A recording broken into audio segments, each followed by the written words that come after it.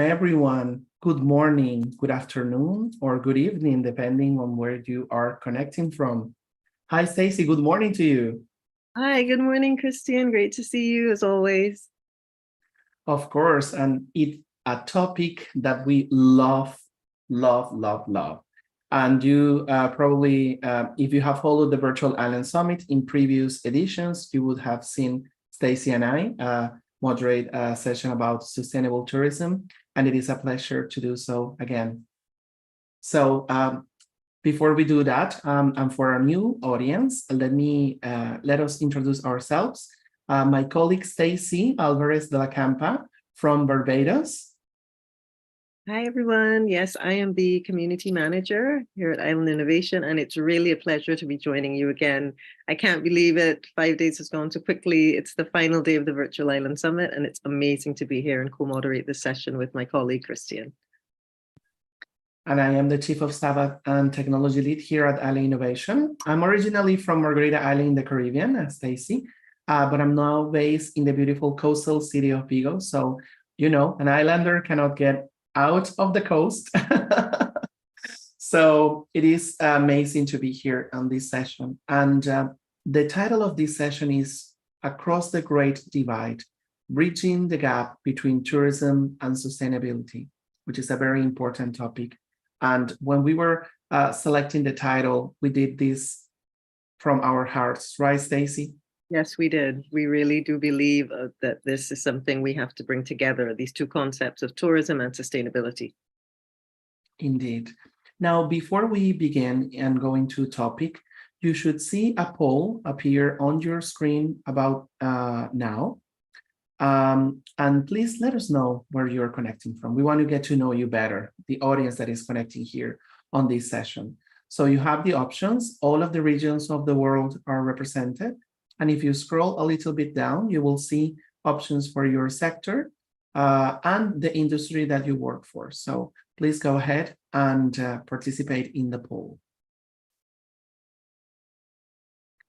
And in the meantime, Chris, we can see so many people joining from all around the world. It's really fantastic. Please feel free, use the chat function to introduce yourselves. I can say hi from French Polynesia is here. Thank you, Miley. That is one of our Island Innovation ambassadors who's joined.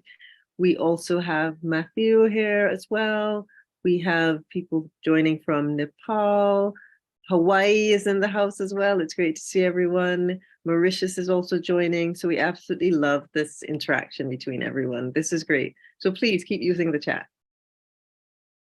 Indeed, and also please use the Q&A box, because we will have a Q&A section right after the presentations from our esteemed panelists, who you will get to know in a few minutes. And any question that you may have, we will take it into consideration for the panel discussion, okay? Now, let's speak about tourism and sustainability a bit. You know, this world has become something great, right?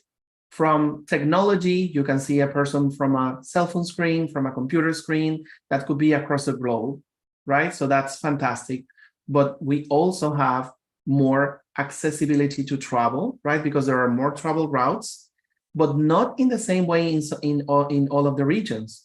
We come from the Caribbean, we know the hurdles that we have to take to go from one island to the other. And I would recommend you to watch the session that we did on transportation in islands last year.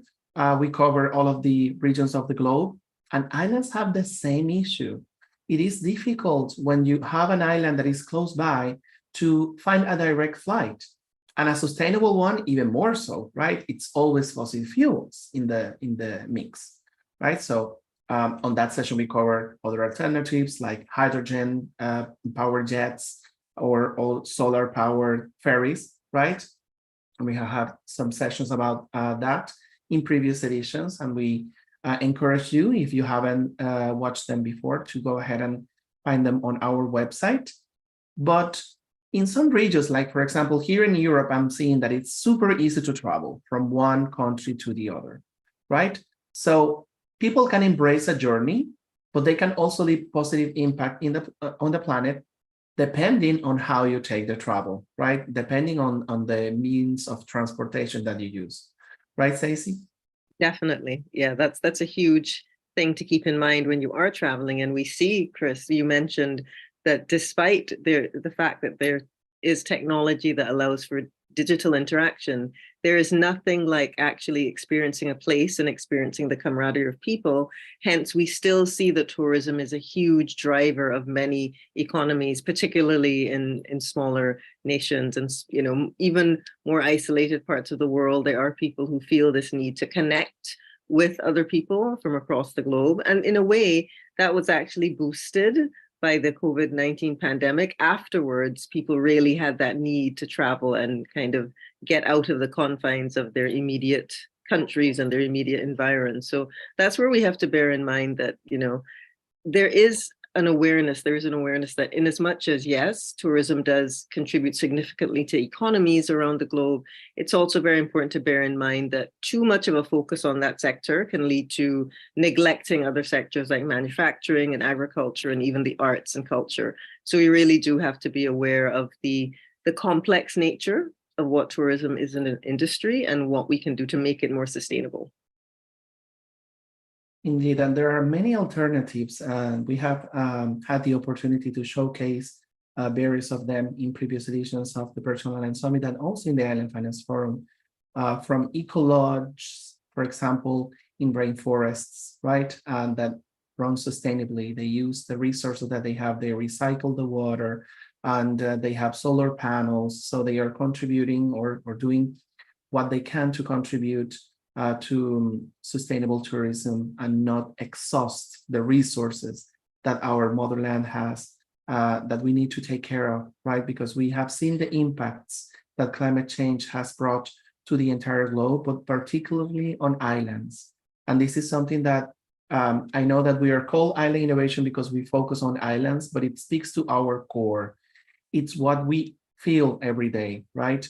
And we could be in any place in the globe and we would still be with our island mindset and try to maximize the scarce resources that we have, right? Because that's what islanders do. We try to make do with what we have, right? And seeing, for example, other places that have a lot of more access to utility services, for example, that take them for granted, and something could go in a gist of a second in a remote island, because where is the power grid coming from, right? And if there is a natural disaster, what do islanders do? Do they have a backup source? Is it sustainable?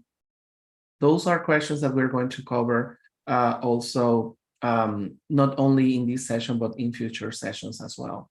But the tourism sector, which is basically the main sector in most islands around the globe when it comes to providing their resources for the GDP, right?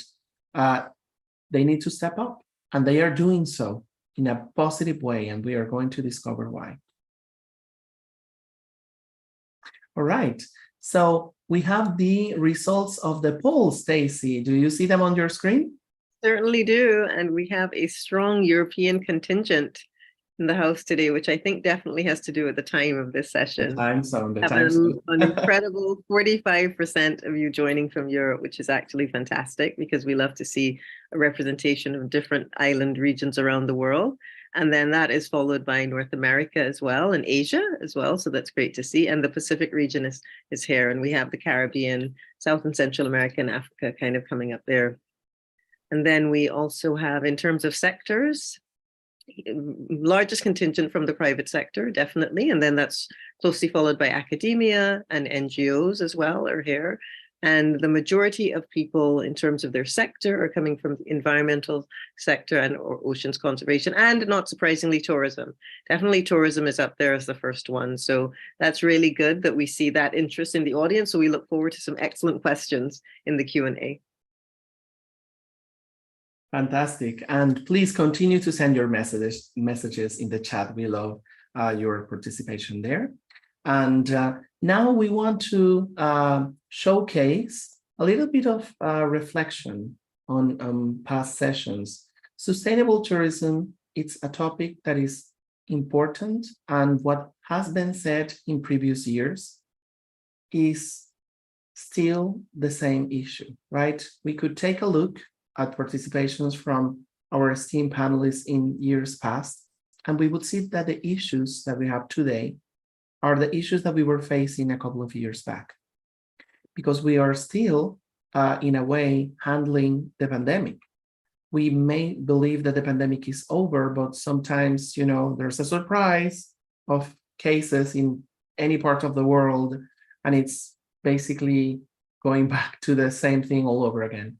Hopefully that will improve in the coming years, let's say, but it is something that we could believe that it's taken care of or has been taken care of quickly, but it hasn't really. And the impact that COVID had, especially on islands, we still see it. We still see resources that were supposed to go to one direction. They went all about COVID because we had to deal with that.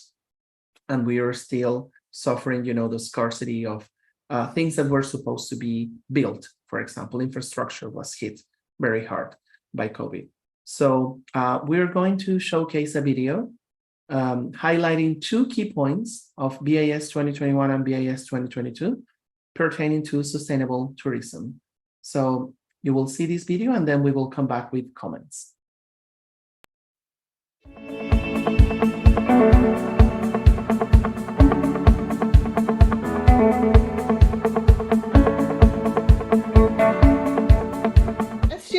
As we all know, there have been quite a number of natural disasters affecting Caribbean tourism over the years.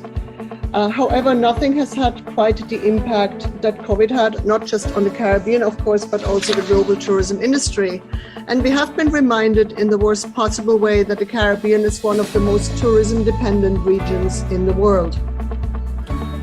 Out of this pandemic disaster, we have seen, and not just in the Caribbean, a renewed desire to create a more sustainable tourism industry of the future. So when we look at the future of tourism, there have been a number of papers published that would address this vision for the future of tourism. For example, the UNWTO published a document that is called the One Planet Vision. That was published last year. It's still very relevant, highlighting the responsible recovery for people, the planet, and for prosperity. So I would like to say, when it comes to vision and aspiration for the future, we certainly are guided at this stage by a great number of publications and also tourism panels like the one today that actively seek solutions. When we are seeking sustainable solution in the Caribbean, we need to understand clearly what are the biggest challenges facing us and also understand the hurdles that are there that prevent us from moving the sustainability needle forward. The big ticket challenges, as I call them, are introduction of more renewable energy, making operators more energy efficient, the whole spectrum of water management, whether we are looking at wastewater, freshwater management, harvesting of rainwater, and recreational water quality. There is the overwhelming challenge, not just in the Caribbean, I think on many islands, of plastic waste reduction, the issue of recycling, and how we deal with our waste and food waste in general. For example, in St. Lucia, we may separate our waste at resort level only for the local waste authority to keep everything back together. So in order to solve these big ticket challenges, we are presented with a number of hurdles that we need to solve by both and that has to be a private and public sector collaboration. So how can we build a sustainable tourism in our islands? The sort of buzzword of this panel is the regenerative approach, and that's also something that we firmly believe in. So to have an approach that not only minimizes the impacts of tourism on our islands, but that actually leave our islands a better place. And in many cases, the islands are biodiversity hotspots, which we can really support and regenerate through tourism activities. But on the other hand, there's also the aspects of having educated and authentic experiences. Research by Booking.com shows that actually 73% of travelers are looking for genuine cultural experiences. And In the case of Seychelles, and I'm sure in many other island cases as well, there's so much room for improvement of really getting in touch with the true authentic culture of each island. And then it's about local value creation, of course, where we want to make sure that island communities are empowered, that we strengthen value chains. Of course, this is limited what you can do, because of course, in the case of Seychelles, 115 islands with 90,000 inhabitants, there's only so much that you can produce locally, but there's scope to introduce locally made products, local services more actively in the tourism supply chain. And then to diversify the tourism products, the tourism experience. Something that is the case for Seychelles as well is that there was a heavy focus on the accommodation sector, which has just been booming, but there's so much more to tourism, so many more experiences that go beyond accommodation, experiences that we can offer. So the aim really is high yield, low impact. So to go away from just looking at visitor numbers, but actually looking at what kind of visitors are we attracting and how can they create positive impact in the destination. Speaking specifically about climate action, because that is also something that is very much at the forefront of this panel, what we have seen in the time that we have existed is that we really believe in the power of inter-island partnerships and initiatives. In 2017, we hosted an international conference on sustainable tourism in island states in Seychelles, and out of that conference came a partnership with the island destination of Vanuatu, specifically to exchange best practices, experiences in regards to sustainability. We are also a signatory of the One Planet Glasgow Declaration, which basically fights for climate action in tourism. And of course, we support national processes in the destination. And last but not least, how to create awareness and partnerships within the destination. So I mentioned our Pristine Seychelles campaign, which was specifically developed with local stakeholders to inform guests and to engage guests via social media, but also at certain touch points in the destination to have more meaningful travel experiences. And then there is a range of very promising carbon offsetting ecotourism activities that are taking place in the city.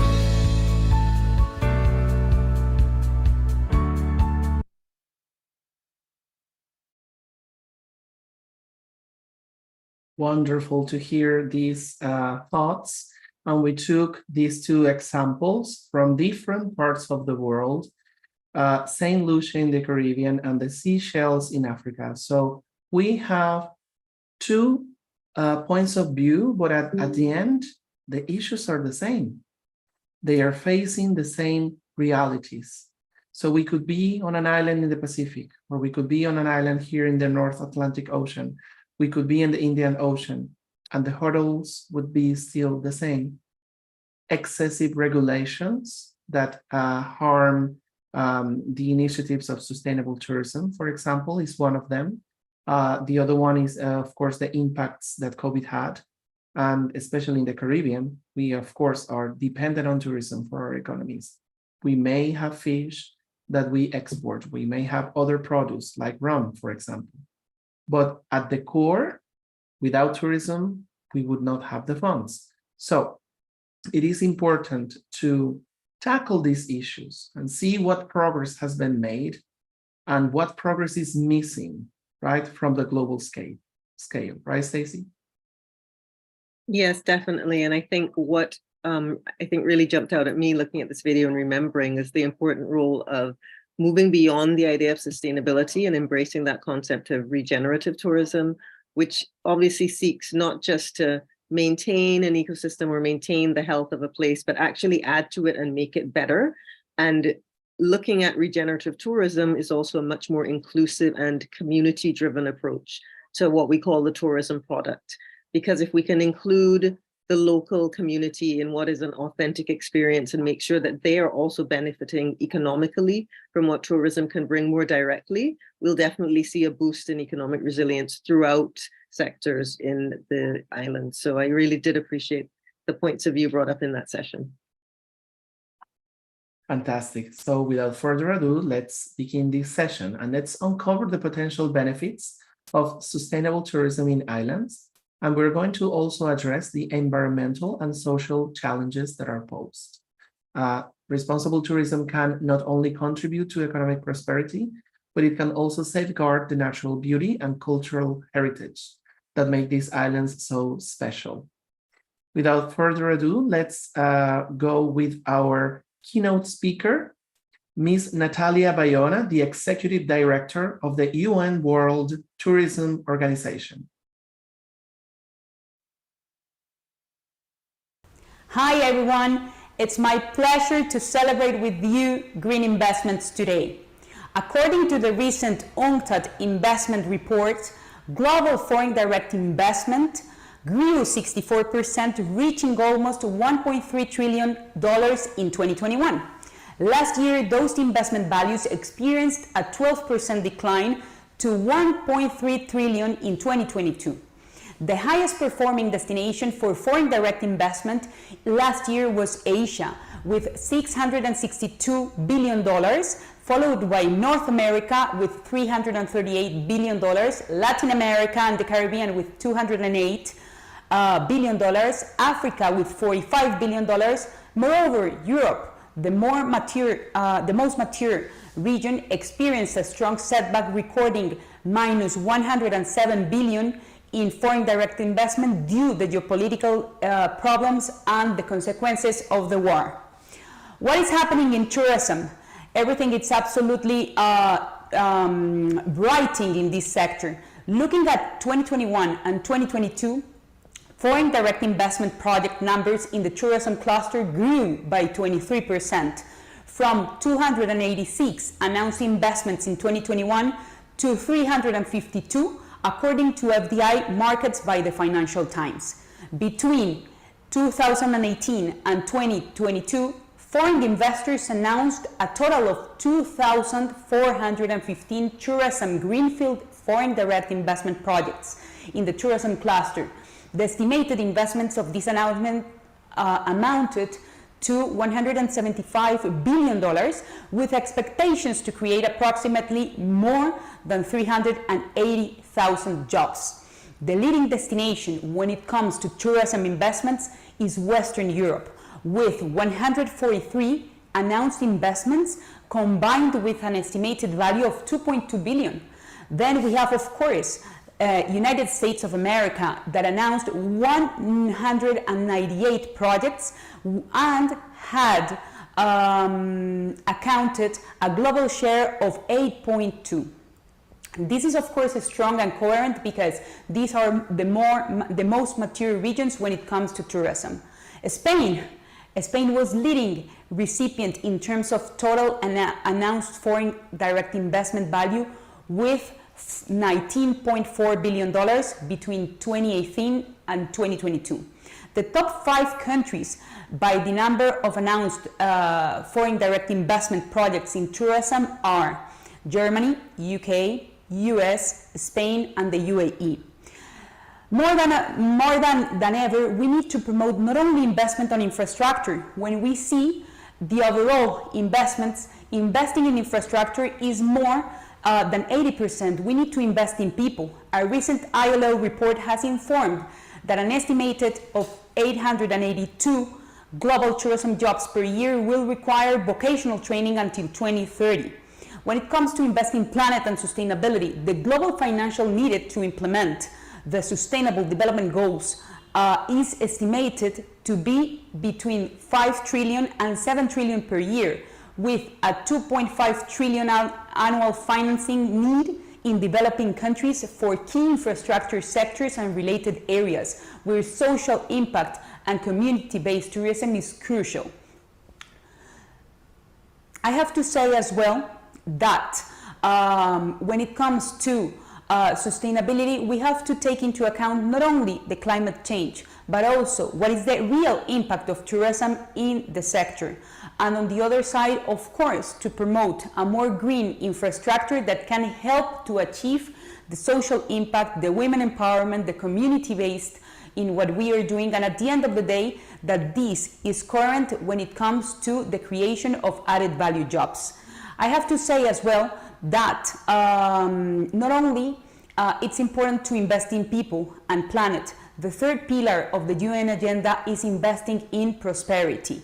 Investing in prosperity is about investing in youth empowerment, investing in startups, investing in every single thing that can make the most human economic sector brighter. As you know, 50% of youth working in tourism only have secondary skills. Education is crucial, but also having an innovative mindset is crucial today.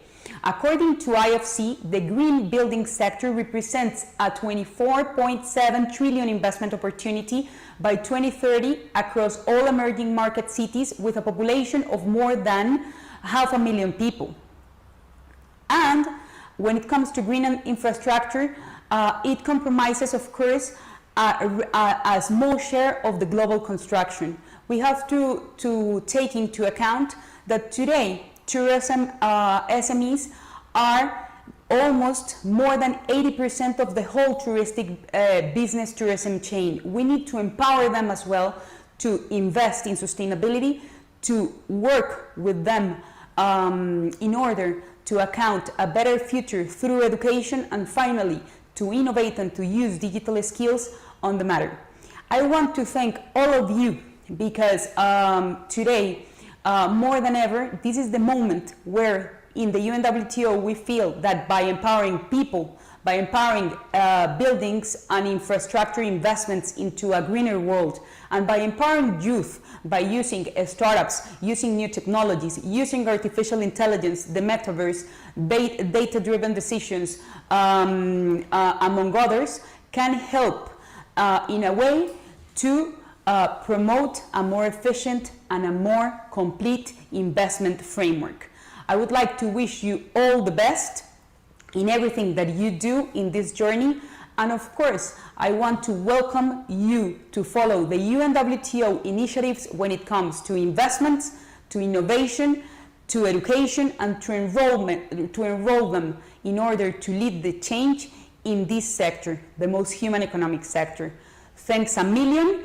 And once again, you count on the UNWTO to make things happen. Thank you. Thank Powerful you. message from Great. Natalia, right? And one of the takeaways is what she said at the end. This is the most humane sector, right? Yeah. Because we rely on people, customer service, everyone has to attend people, right? If it weren't for people, then who would be going to a hotel, for example? Who will greet you? A robot. I mean, we have seen examples on TV, but it's like, that is inhumane. You need the humane touch. It's like you go from one place to the other, and seeing a friendly face, it really highlights your day. So I really liked that part of the speech, and I think we need to remember it every day. This is the most humane sector that we have in tourism. Yeah, I'll definitely remember that because, as you say, we travel far and wide in order to seek connection.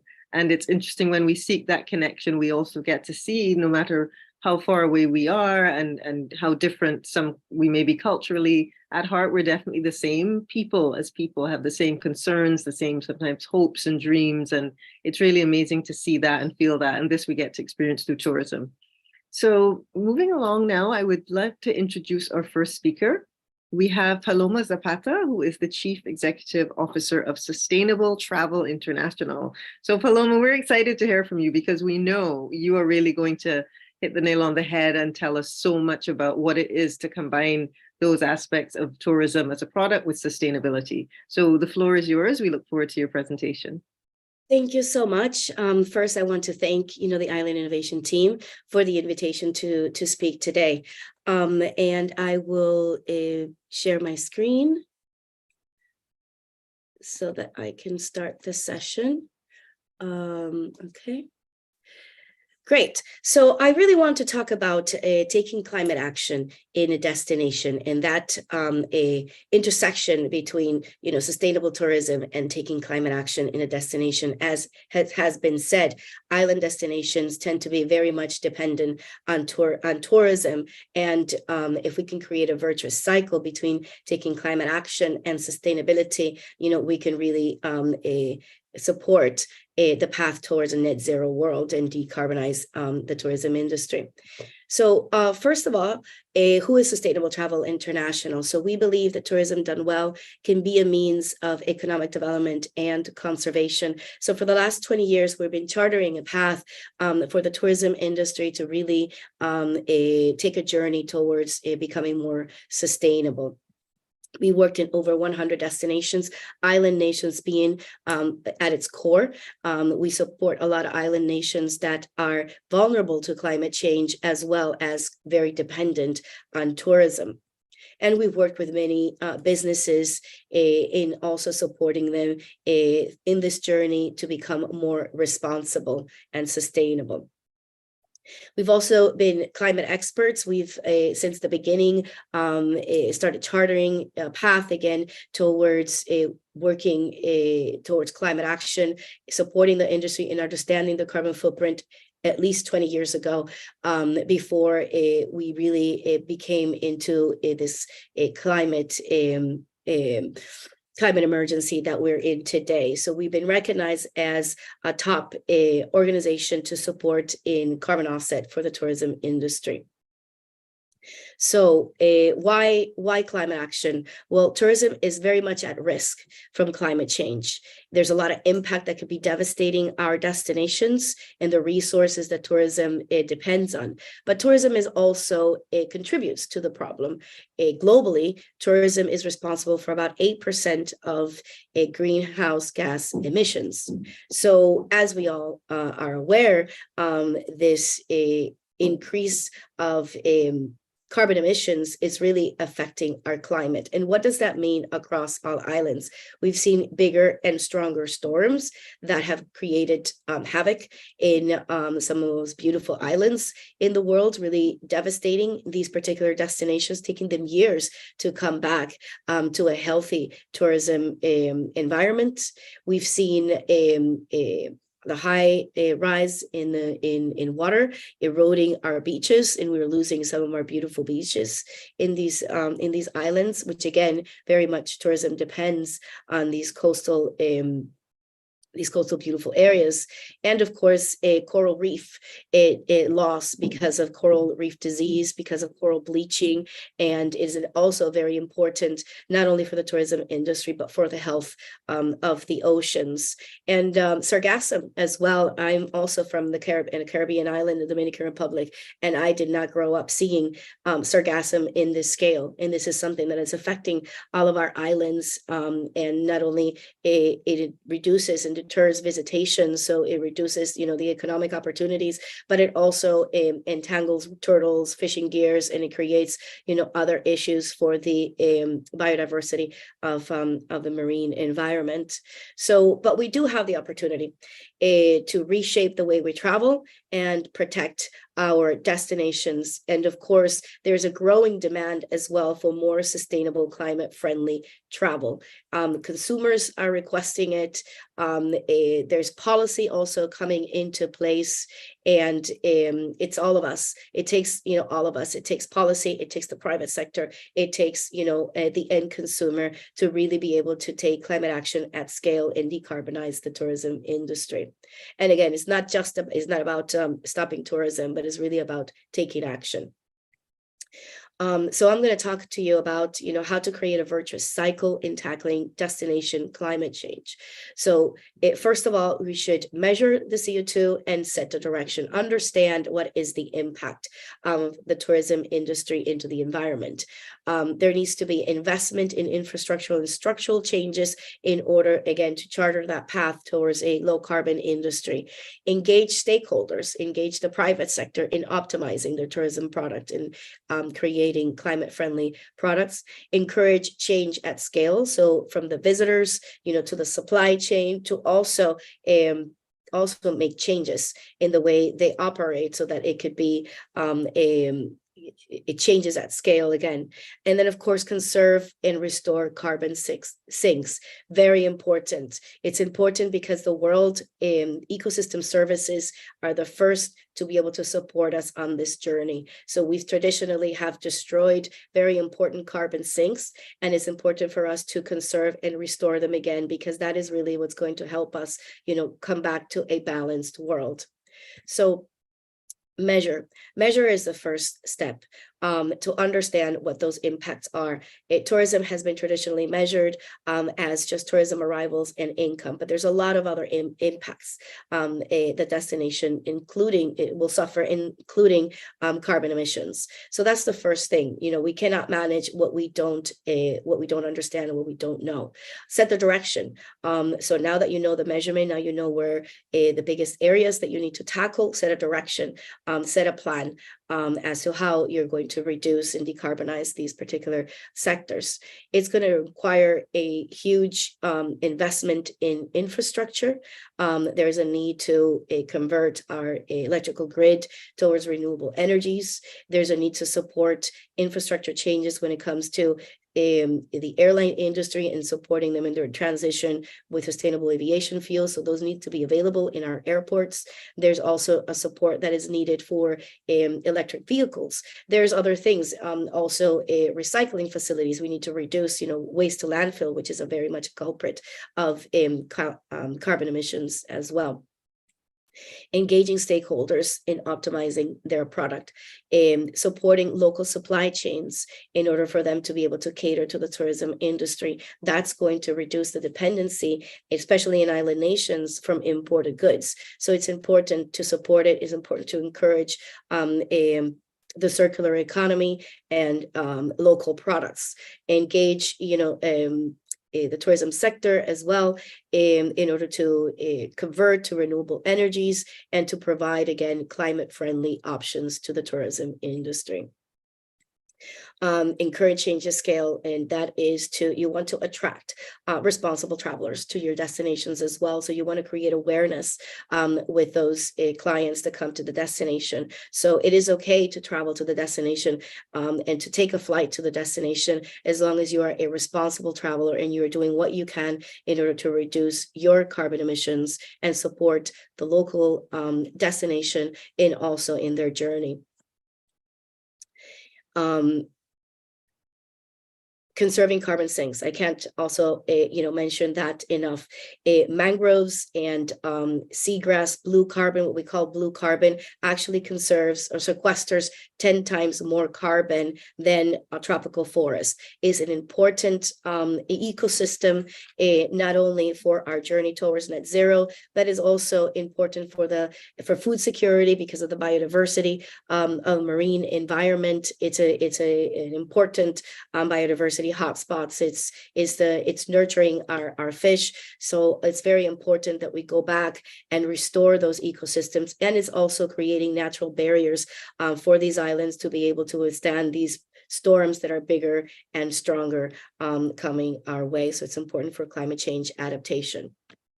So finally, if you are a destination, an island destination, and want to get support on how to create your climate action plan, please, come to us. If you're a private sector business as well, we can help you take climate action. And if you're just an island enthusiast and you want to travel to an island nation, or you have traveled to an island nation recently, I invite you to also look at our carbon calculator and measure your carbon footprint to understand what that impact is. And you can also support our climate impact portfolio.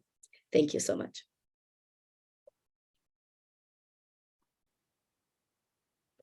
Thank you, Paloma. That was amazing. Great presentation. I hope that people will get in touch with you. Thank you for sharing your contact details as well. And let's continue with the panel. We have Nico Grammens, CGO and co-founder of Project Bay. Nico, the floor is all yours. Hello, everyone. Thank you, Christian. Thank you, Stacy. I do not have a presentation with me, but I am super excited to participate here and to learn the entire week from other islands. I love the vibes, and so I want to probably share one idea with you, because I am full of energy when I'm always hearing about theoretical or when I listen about what we should do. And I'm an entrepreneur now, and I have probably an idea how we can do it. And the recent 6 months we installed this Project Bay vocation, which also covers a lot of the requirements regarding sustainable tourism. But let me tell you, my background, I'm an islander, Christian, completely. I understand what you said, but in Germany, I'm from the biggest island in Germany that's called Rügen. It's in the Baltic Sea, located 900 square meters, 65,000 inhabitants. And as in Germany, we have only 0.5% of the area with islands. It's 25 islands, I think, in total. It's only 0.5% of the area. You feel that the policy is not representing island needs, right? And also, I don't know whether it's a common pattern that our parents grew us up or give us the recommendation to leave the island to go for work, right? Go to the mainland and go for work. So that's what I did when I left the island with 19 years and went to military. Even my mother recommended to go to military. That's a stable job. Hey, that's exactly the pattern we had here.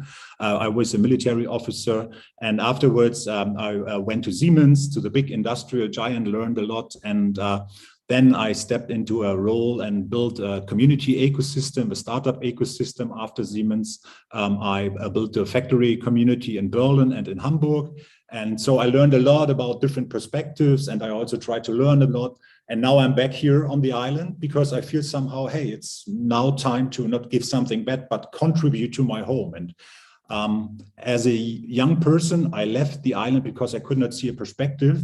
And now for the next generation, I thought like, hey, what can we do that just 4 weeks ago, we did a workshop with young kids, and even 49 or 50 kids want to leave our region still, right? And I thought, hey, the problem is still there. And now being an entrepreneur, we said, okay, we believe in one thing like island innovation, connecting different spots. So how can we connect different spots? Is it island or rural regions? In Europe, we have 1,300 NUTS 3 regions, so it's municipality level. 90% of them are rural regions. We invest 6 billion euro in those regions, and I do not know whether policy-wise and also economy-wise we have the right concept to bring people together, not only share presentations, but really how to bring things. And so what is really interesting for someone on the island, how we can do something like that. And so we discussed, okay, we need places where people can come together and share their knowledge, and where they also can say, I need someone from the outside, where we can create these local vibes, right? And that was something where we thought, how can we do that? And it was really funny that with Project Bay, we really solved that topic. And because at the moment, and that's the window of opportunity we have the hotels here, they act, we have a high season from May to September, right? And in the post season, they normally are closed, but due to the skill, the workers' skills, or the availability of skilled workers, we see that they operate the entire year now, but deficitary. So they were open to talk with me whether we can install in a hotel a community space for the local community. Because they said, what's your pitch, or what was my pitch? I said, hey, same time, there's the working world, a post-industrial working world, remote work is accepted, right? Yes. And how do big corporations, big industrial companies treat that after pandemic? They are all uncertain. And it was like, but we need a professional infrastructure. And that's what we deliver here. We said, okay, in the hotel, we will have a professional community space with professional work infrastructure. But what we do not want to do is, we do not want to have someone here for 3 days, because that's not sustainable. Right? Then we have more tourism. But what we want to have is, why not why not use the underutilized hotel capacities in the post season and let people work from here, right? And so our job then is, because we solve somehow the hotel problem and we solve the B2B problem, the B2B community, how can we attract talents? How can we increase the motivation of our people? How can we improve the employer's brand, what can we do at the moment? Everyone is uncertain in the market, right? And so we said, okay, you can put vocation on your list, on your recruiting list, but you really have to mean it. And probably, and I think that's the sustainable, on the sustainable side, it's not only green, but also social. What can you do to support as a big corporation, the regional, on the regional side, on the regional island side as well. So, and what we did, we at the moment are on 25 rural regions across Europe. So on Mallorca, we are on the island of Sylt. We are on in north coast regions here in Mecklenburg, Western Pomerania, on Usedom, on the peninsula of Darst. So we are really spread into 25 locations, but only one per NUTS3 region, because we believe that by connecting those regions and building local communities, and that's really what we do. It's not that we talk about that. We really do that because then we think, it's a hypothesis, we can accelerate the local sustainable transformation of the local community, right? So they know where to go. And if I talk to someone, and probably to the Western world or Caribbeans or the North American world, I don't have to explain community, but here in a post-industrial mindset, we have to explain community, and we have to come together, because a lot of people now start complaining and they do not know where they can go and where we can help them, right? Because a lot of solutions are existing, and we want to connect those solutions among the different places, among the different local communities, and we want to give the young talents an option. And that's what we really try to do with our second pillar, and that's tell the people that they can go for a solution on their own. They can build something, they can do, and the entrepreneurial road as well, and they can even face the mega the biggest climate challenges as well with their own head, and not just running to somewhere else and complaining about that, but what can we as a community really do? And that's about really the social belonging into a region on an island here, exemplary, but really to spread. How do we build local communities? With community spaces and hotels. We connect the different hotels together, and we at the moment have per quarter, we have one event where we talk exactly as we here do about energy concepts, mobility concepts, and we just bring the people together. We are doing that not only virtually, but also on the local side, of course, in person. So where we have a playbook, how to bring people together, and we see, and that's because we experience mass tourism, right? So we see that this tourism acceptance between, or the relationship between tourists and locals, there is none or there is hate at the moment, right? Because of the mass tourism. So, and we curate this relationship because we let tourists and also the locals here in our community spaces, and we try to somehow bring them together and try to find a common sense. So it is all, we have the workspace, we have the overnight stay opportunity for someone from the city. So they can be here, but they should not be here for 3 days only, but they should be here from 1 month, 3 months, 12 months. And they are integrated in the regional community because that's our job. So we have the playbook to integrate them, to help them. And let me just finish with the three topics which I want to translate into why it is sustainable, because it sounds like, okay, you are accelerating tourism even in post-season, that cannot be sustainable. No, I think that we really want to tackle the major challenges we have on islands by bringing the best people, the knowledgeable people together to face them. So we want to really face the relationship between tourists and locals, and in a community, we think building local communities is super essential to not be just one-sided and say, hey, this is our island, this is the one view we have. No, be open, right? So tell the people that you are open for different views. And I mean, there is the islander culture, and we want to face that. We want to moderate the process, that new opinions and other perspectives are included. And that's the mega purpose for all of us, our why we are doing that. We want to keep the young talents on the islands, that they feel really responsible, that they do not have to leave to the mainland. They are allowed, of course, to leave to the mainland, but now you can work digitally with other schools, with other pupils, and you can even study virtually and give your knowledge into your community. That's what we do with our community spaces here in Europe. And of course, I can also help you on your islands to establish something like that. Thank you. Thank you so much, Nico. Powerful message, and it speaks to the core. I come from an island in the coast of Venezuela, in the Caribbean, Margarita Island, where we had those same issues. It's like there was a time where education was an issue on the island, and we would only have up until high school. But then we had a university in the island, private owned, but made by locals. So with that local approach in hand, and we saw that the issue, right, where the government is not supporting education like it should. It's not supporting healthcare. It's not supporting all of those. So the private sector stepped up and did the work, right? And I think that if we have some people that are perhaps watching this recording later, we'll have in the comments, it is the private sector that is moving forward the country, because if it were for the government, forget about it, right?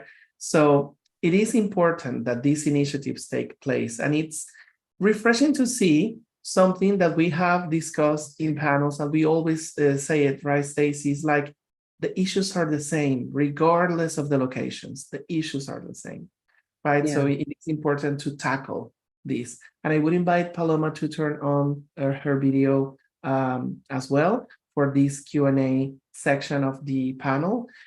Fantastic what you have discussed and we have discussed here so far. So I think that we're going to have to extend the session for a few minutes, right? Because we won't have the time to cover all of the questions. Yeah. So bear with us for that. And before we go with our panel, with our questions from the audience, Stacey, I wanted to ask our panelists something that you and I have discussed before. How can governments and tourism stakeholders collaborate to create and enforce policies that promote sustainable tourism? Yeah, that's a great question, Chris, because I think, and I'm sure the panelists, I'm sure Paloma, also in your field, and Nico, you'll see that can be the essential disconnect, right? That something that someone in the private sector will do. Actually, we did hear that mentioned in one of the videos, that they will, at their hotel or at their sustainability facility, they will separate garbage, but the local municipality, when they collect the waste, will just mix it all together and then put it in a landfill. So we have to see that there's definitely the same direction, and that there's policy being put in place to ensure that everyone's in the same direction. So it would be great to hear the panelists' thoughts on this. Sure.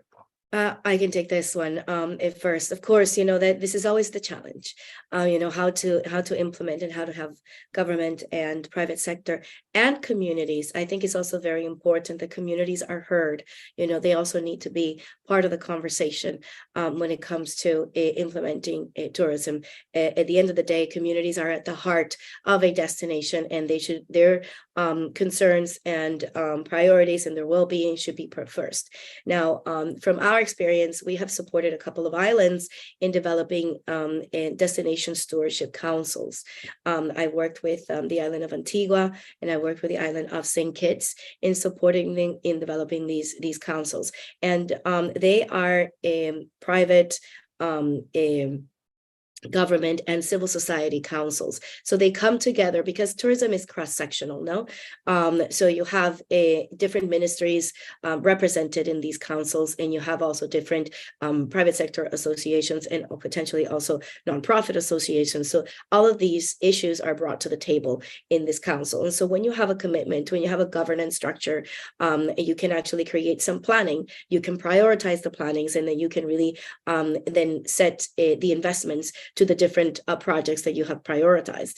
And I always recommend, having an action plan, looking for the quick wins, so the projects that will have the biggest impact with the lowest budget, so that you can have some momentum. And once you have momentum, then you have a group, a stewardship council that is a lot more motivated to continue working together. So that's what I recommend when it comes to like actually having feasible groups that come together to really support a tourism development in a united way. I also want to add just one thing, because I think it's not sustainable if the private sector runs and the public sector is not in the same speed, right? I mean, that makes absolutely no sense. And for us, it is, I strongly believe that those kind of network talks exactly are the rights, and then understand the hierarchy pyramids again, right? So if there is a public leader for something, right, it is not doable to create projects for the region without the public leadership, right? It makes no sense. But if the public leadership says, like Paloma said, a project structure, and you see only old men, right? And it's like, okay, who are the ones who have the energy? Who are the ones who are concerned here? Is that a diverse troop? Do we have really the representatives, like the policy in Germany, right? So islanders are not part of the policy, right? So the same is here, where I would say, for your specific region, is this really representative, right? Has the most senior person to be the lead, or the one who is the most knowledgeable, or the one with the most energy, right? So because it's necessary to have energy now, because we see there will be a lot of resistance, right? And that's why we try to reduce transaction costs, really an entrepreneurial side. The one project which lasts the long is in my home region, because there, however, will do it because I'm feeling responsible, right? In the other regions, I'm pitching in front of 20 people, and the one island or the one region who's saying, hey, I'm a change maker, I understand your concept. There I go, right? Because I do not have, I will not change people, but I want to support with my idea the people who, however, are willing to do so, right? And for the public side, our implementation of the digital community, we always say, hey, you are the mayor, you have to knock the doors and have to tell the people that they join our online portal, because I can give you the framework, but you are the trusted person here, hopefully, right? But it's only doable if both things are working in parallel, right? So that it's not the private sector, it's not the solution, not the sustainable solution. Yeah, that's a great point. I love the point you made there too about empowering people to be change makers, and that sometimes when people see that there is that, what they think their lone voice being reflected back, it builds a bit of momentum. So I agree. That's really important, Nico, for sure.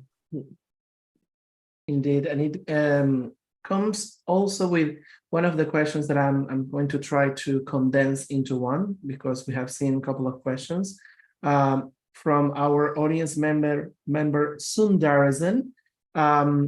He mentions that islands rely on tourism, but that the private and public collaboration sometimes it comes with a detriment of the public, because they have to pay a high cost afterwards.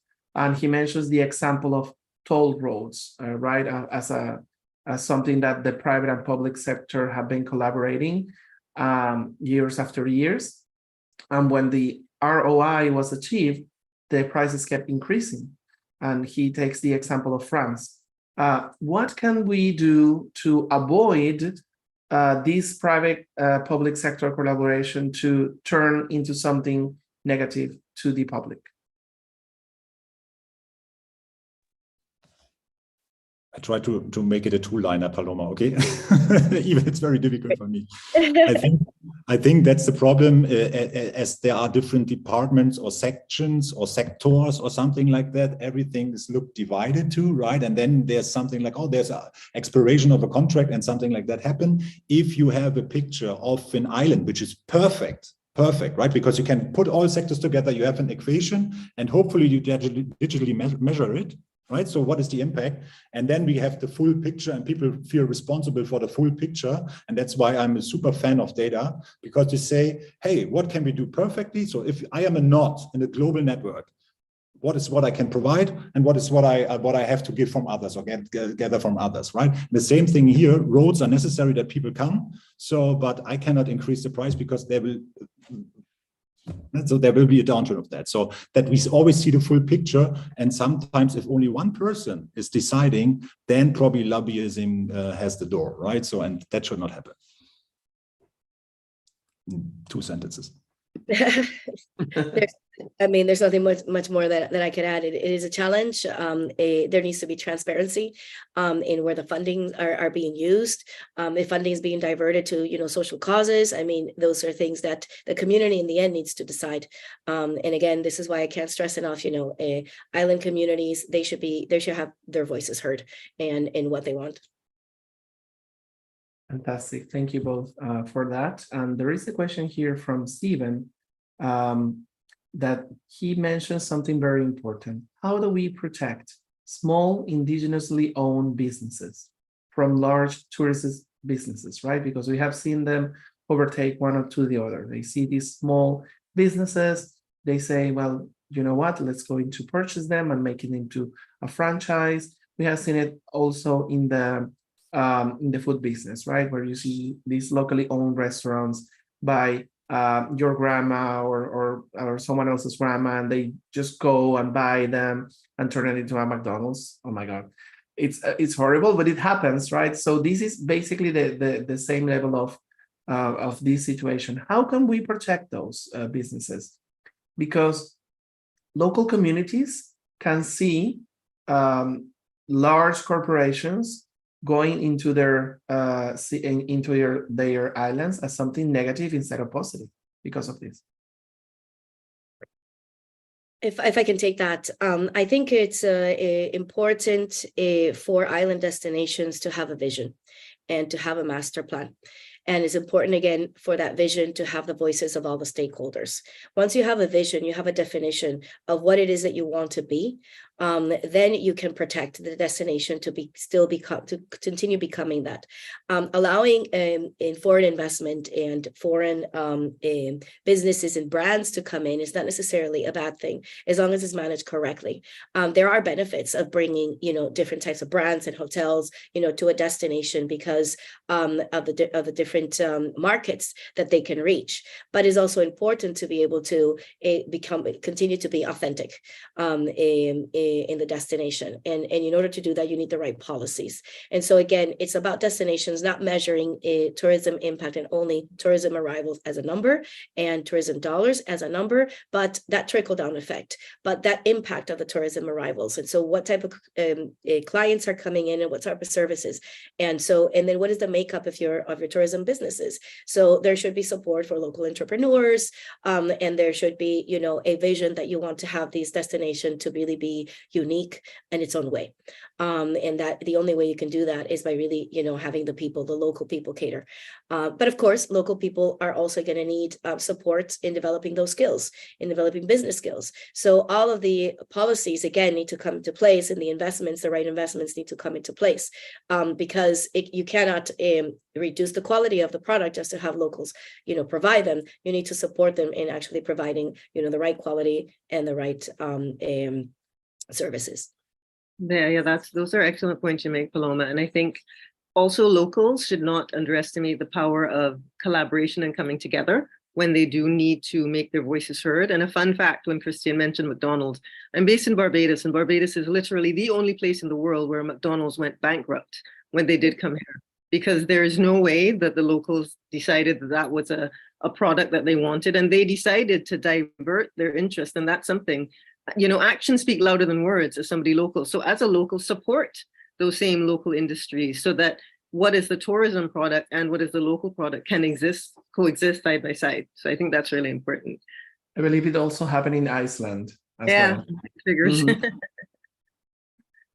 Fantastic. Thank you so much. And we have a question from Tofik about sargassum. Sargassum is an issue that we are facing in the Caribbean, but not only in the Caribbean, some other parts of the world have this same issue. How can we turn sargassum into a potential for ocean carbon removal and local livelihood to be better? Well, yeah, sargassum is definitely an issue. And so there's a lot of activities already in utilizing sargassum and converting into other products. So one of the first things that I've been seeing is, for example, producing into fertilizers. So that is, again, circular economy, and actually utilizing, the sargassum to create something positive and create a local economy. There are other innovations, that are happening using the sargassum. However, it is the blooms that we're seeing is absolutely unprecedented, and there isn't the infrastructure to be able to collect them and to be able to produce a bioproduct that is economically feasible. So that is something that's going to come in the future, but it definitely is it's still right now a big problem in the collection of it, and then the production, the bioproduction or the production of other products. As far as a carbon sink, yes, when you have the sargassum sea that stayed in one place, that was actually quite a carbon sink, an important carbon sink, but flowing it into our beaches, it's not necessarily the healthiest way because of all these potential risks to the marine biodiversity and the tourism industry.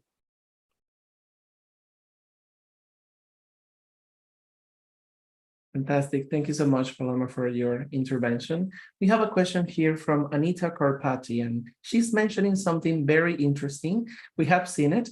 We are a 100% remote work company, and we're going to go on 6 years now when we started this company. So digital nomads and their relation to tourism. She mentions the example of Gran Canary Island here in Spain as highly sought because it is a destination for digital nomads. You can go from one place to the other. You only need your laptop, right, to do your setup. You can have a desk anywhere in the globe. You can be in Fiji today, in Spain tomorrow, and it is something that is impacting tourism, let's say positively, right? Because there are people that go there and they utilize the resources that they can find, but they also give back because they are renting a place or in a hotel. So they are giving back to the community at their end, but they are there for brief periods of time. Let's say a couple of weeks or a couple of months in one place and they go to the other one. Do you think that this practice of making a destination more attractive to digital nomads is the way to go? Is it something that we should replicate on other islands around the globe? Probably I can take that one. That was really also our discussion, and I mean at the net result, that's CO2 producing, right? I mean, if you see that the traveling as such, I mean, this is the non-sustainable side. And I think you can somehow compensate every equation if you would say on the other side, or what is our regional challenge? Hey, look, you digital nomads, so you have to integrate the knowledge, right? So and stay there with open arms and have to help that they are part of your regional community. That's what we also try to create. Who is here on the island? No one knows. Right. So, and what is the process if they run through your platform, and you can bring them in the regional events, right? So, and then you can curate accordingly. So I think it's relevant, but that was the reason why we said digital nomads, that's there, but would we really educate everyone to say, hey, the North American college students, they should definitely travel to Europe after they have graduated and then they visit every city or every island? Is that really something what we would recommend? Or will we say, hey, with your knowledge, probably these are the right destinations? And that's the reason why our focus with Project Bay was really to look like, hey, there's nothing like, IT side is very much remote working since years, right? But after the pandemic, even the big ones are thinking about that, right? So the big industrial companies are thinking about that. And I think there is this transition. Even people say, hey, they come back, Tesla, come back to it will not be the future because of course the talent is deciding, as we have an employee market and not an employer market at the moment, right? So that's definitely what would be the result at the end. And my point would be, I feel that the purpose is super relevant for an employee, and if they can come to a region and can give their contribution there, and we know before what could be this kind of contribution, it makes sense. But we have to be very, very sensible about every kind of mobility or transportation make it, right? So there is an e-way or there's a reduced CO2 option, but I do not see that I would support without any kind of doubt this digital nomad concept, because brain is cool to have here, but not only on the low budget. So we have a lot of hotels which are not benefiting of digital nomads because they are under 50 euro per night, right? So, and this is not doable for the hotels here. So we said the B2B long stay element is something very sustainable because it brings knowledge and it brings also money to the island. I just want to add, just something else that I think it's a trend, not only for islands, but other destinations. I live in Barcelona, and there's a big, also push to bring digital nomads here, giving them visas, to come in and live and work here. But then, of course, there could be other issues like, Nick was mentioning, and, particularly in island nations, because I've worked in carrying capacity studies. When you have an island destination that is overpopulated, that is something that you really need to take into consideration, because the infrastructure is not there. So if the infrastructure is there and there is a need, to convert your tourists from short stay to longer stay, it's a good strategy. But again, there's some, checks and balances. So in all, it could be positive if we did it the proper way, right? And we need the governments to step up. There are a lot of things like you see these digital nomad visas, remote work visas. Some of them ask for crazy amounts of money for people to apply, right? And they have like the opposite effect. Instead of attracting people, it just, you know what, we're not going to go to this country because they ask us to win a lot of money and we don't have that. And the other side of things is that regulation is necessary, but excessive regulation is always negative, I would say, because it is the case, it happens with the private sector, it happens with people. The more that you ask from a person, and if you don't consider the resources the person has at hand, then what are you targeting to? Are you targeting the 1% only? So we need to avoid that. And I think that it's time for governments to hire experts, consultants like you guys, for example, to provide input instead of, just going in circles and the same politicians speaking all over again. Sometimes they don't even know how to turn on a computer, let's face it, right? And they are speaking about digital nomads. And we see it in our countries. And let's hope that the future leaders are perhaps here in the audience, some of them, and can spark some change in our nations, right, Stacey? Yeah, we definitely need that. And I think that we also need to bear in mind that we need all sectors to benefit from the tourism product. There was a very interesting comment in the chat saying that tourism should be something affordable to everyone, because you see these extremes in some destinations of huge hotels and this sense of a lavish lifestyle on one side of the island, while on another side of the island, people are struggling just to make ends meet and are struggling just to live and get by day to day. So I think once all of the principles that we've explored here are actively implemented at a practical level, I mean, we're unstoppable. But the thing is just to get together and implement them well. We see so many great solutions. Some of them are in the chat or in the Q&A box. Like, for example, I saw one solution from Daniel about warm toilets, right? And how they are a solution to the issue of black water treatment, right? And it happens especially in remote places where you don't have the way to properly dispose of wastewater. And wastewater management is something very important I would say, not only on islands, but on a global scale. We had an event actually about access to water and wastewater earlier this year when it was the Ocean Week of the UN. So we had panelists speaking about that.